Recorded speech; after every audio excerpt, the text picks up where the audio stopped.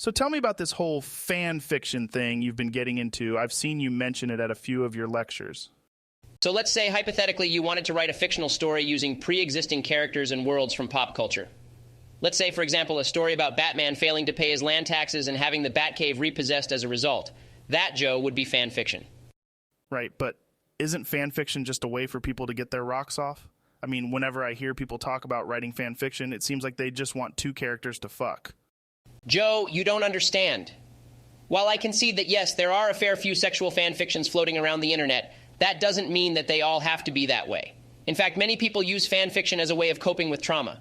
They write about their favorite characters experiencing the same struggles and hardships that they themselves are facing in real life, and it makes them feel better. It's therapeutic, really. I'll be honest, that sounds really dumb. I mean, who says, oh gee, my mom just got hit by a bus. Better start writing my new fan fiction called Harry Potter and the Chamber of Dead Moms.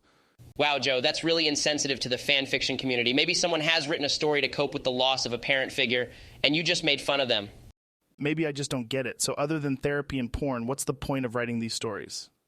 Well, Joe, another good reason somebody might write a fan fiction is to explore how a character might handle a situation or topic that the source material they originally came from wouldn't dare discuss.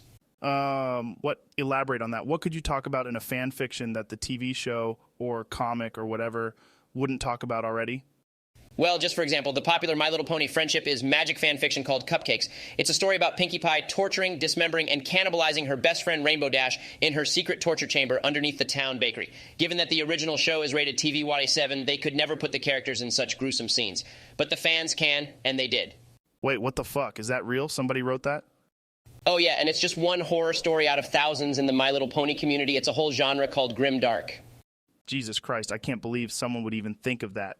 Jamie, pull up Cupcakes. I gotta see this for myself. I mean, what the fuck? A few minutes later. Well, that certainly was, I don't even know. I don't know what to say. So, if you read this shit, doesn't that make you a brony, Ben? Brony is really just a broad label one gives themselves. It's not a clearly defined title. Personally, I feel brony culture, at least as it was back in the glory days of 2011, has ceased to exist, and thus calling myself a brony would be redundant and, dare I say, archaic. Really, Joe, these days I call myself more of a mare schizo. I feel that's a more fitting label for my relationship to the My Little Pony franchise. Ben, I gotta be honest, you're scaring the shit out of me right now. What the fuck is a mare schizo? Let's say, hypothetically, for the sake of argument, that someone were to see the ponies everywhere they looked. And I don't mean they see things that remind them of the show or things that somehow relate to it. I mean, they literally see the mares as real as you are to me, Joe.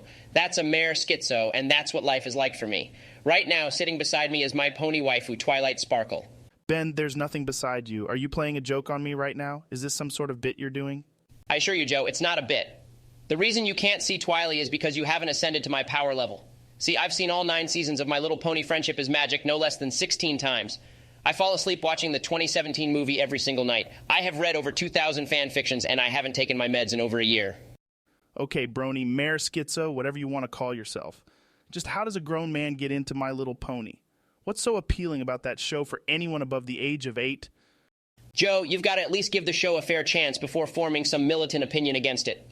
Yes, it may be a kid's show, but the writing and the lessons that it teaches are surprisingly mature and oftentimes go right over the head of younger viewers, as if it was made with adults in mind. Additionally, the show constantly references things that only adults would understand. Rarity, for example, references Gone with the Wind in one episode. In another episode, ponies referencing Vince Gilligan's hit series Breaking Bad can be seen. Not to mention, the voice acting is phenomenal and the music is top-notch. Daniel Ingram is one of the greatest composers of our generation. I've seen the show, Ben. My daughter watches it. I just don't see what you see in it. To me, it's just a bunch of little horses talking about rainbows and tea parties and whatever other stupid shit little girls like. Oh yeah, you've seen the show? I don't believe you. What's the name of the group Rainbow Dash flies for? It's the Wonderbolts, Ben. I told you, my daughter watches it all the time. I know more about the show than I want to, and I'm telling you, it's just a dumb show for little girls. You're giving it way too much credit. I'm not giving it too much credit. The show is a fucking masterpiece. It was lightning in a bottle. We'll never see a cartoon that good ever again. Have you even heard Winter Wrap Up, for fuck's sake? The fucking song about keeping their hoofsies warm during the winter? Yeah, Ben, I've heard it. It's shit. I can't believe you right now. You take that back, Joe. It's a good fucking song. No, I won't take it back. It's worse than what you'd hear on any pop station. You know what I think? I think you're terrified to be an adult.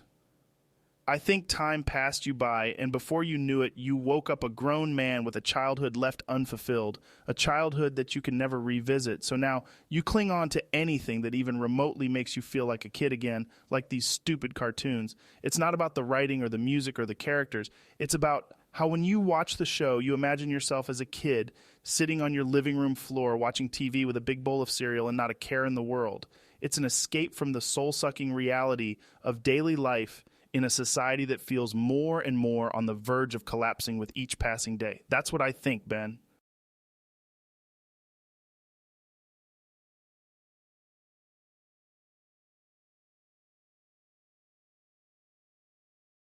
Joe, that's reading way too deep into it. I just like the cute talking mares.